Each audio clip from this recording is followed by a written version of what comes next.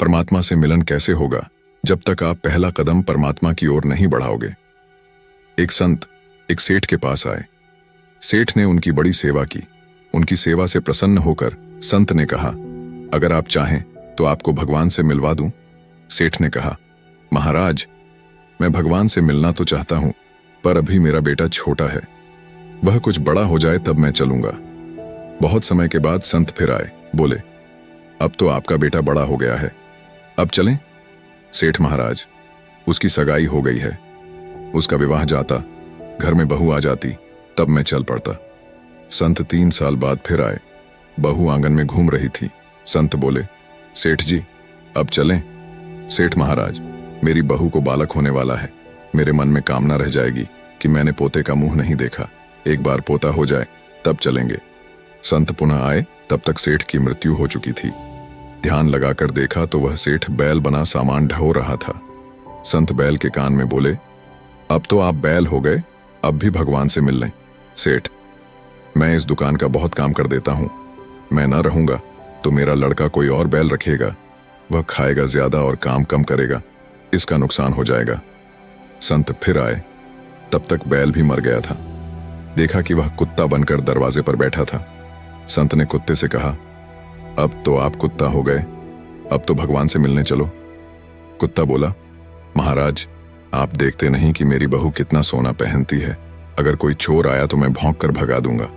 मेरे बिना कौन इनकी रक्षा करेगा? संत चले गए। अगली बार कुत्ता भी मर गया था और सेठ गंदे नाले पर मेंढक बने टर्र टर्र कर रहा था। संत को बड़ी दया आई। बोले, सेठ जी, अब तो आपकी दुर्गति हो गई, और कितना गिरोगे? अब भी चल पड़ो। मेंढक क्रोध से बोला, अरे महाराज, मैं यहां बैठकर अपने नाती पोतों को देखकर प्रसन्न हो जाता हूं। मेरे अलावा और भी तो लोग हैं दुनिया में। आपको मैं ही मिला हूं भगवान से मिलवाने के लिए। जाओ महाराज, किसी और को ले जाओ, मुझे माफ करो।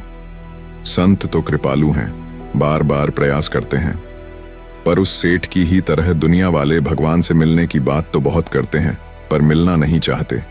इतनी मोह माया करने से तो ऐसी ही योनियों में जन्म होगा, पर फिर भी समझ नहीं पाएंगे ये कैसी विडंबना है। सभी को पता है कि भगवान भक्त की पुकार सुनते हैं, बस हृदय से पुकारने वाला होना चाहिए। आपको यदि भगवान पर विश्वास है तो वो आपको किसी भी स्थिति परिस्थिति से निकाल लेते हैं। आप सभी जानते हैं कि मीरा जी जब भगवान कृष्ण के लिए गाती थी तो भगवान बहुत ध्यान से सुनते थे। सूरदास जी जब पद गाते थे तब भी भगवान सुनते थे, और कबीर जी ने तो यहाँ तक कह दिया कि चींटी के पग नूपुर बाजे, वह भी साहब सुनता है। एक चींटी कितनी छोटी होती है। आप कल्पना कीजिए, अगर उसके पैरों में भी घुंघरू बांध दे तो उसकी आवाज को भी भगवान सुनते हैं। यदि आपको लगता है कि आपकी पुकार भगवान नहीं सुन रहे तो ये आपका भ्रम है, या फिर आपने भगवान के स्वभाव को नहीं जाना।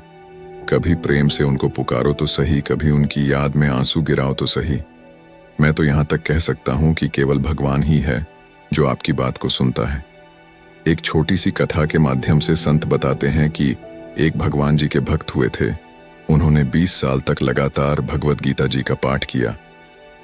अंत में भगवान ने उनकी परीक्षा लेते हुए कहा, अरे भक्त, तू सोचता है कि मैं तेरे गीता के पाठ से खुश हूं तो ये तेरा भ्रम है।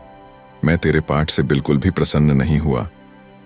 जैसे ही भक्त ने सुना तो वो नाचने लगा और झूमने लगा। भगवान ने बोला, अरे, मैंने कहा कि मैं तेरे पाठ करने से खुश नहीं हूं और तू नाच रहा है। वो भक्त बोला, भगवान जी, आप खुश हो या नहीं हो ये बात मैं नहीं जानता, लेकिन मैं तो इसलिए खुश हूं कि आपने मेरा पाठ कम से कम सुना तो सही, इसलिए मैं नाच रहा हूं। यही तो होता है मन का सच्चा भाव जी, आपने इष्ट के लिए होता है। जरा सोचिए, जब द्रौपदी जी ने भगवान कृष्ण को पुकारा तो क्या भगवान ने नहीं सुना? भगवान ने सुना भी और लाज भी बचाई। जब गजेंद्र हाथी ने ग्रह से बचने के लिए भगवान को पुकारा तो क्या भगवान ने नहीं सुना? बिल्कुल सुना, और भगवान अपना भोजन त्याग कराए।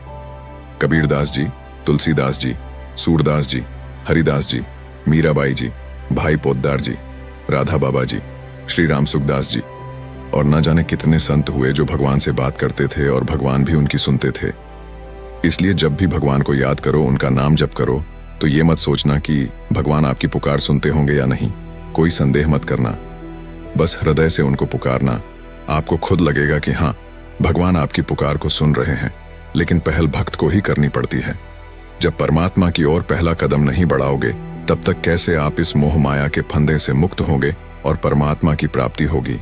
इसलिए सांस सांस में हर भजो और भगवान आपकी प्रत्येक सांस के साथ होगा।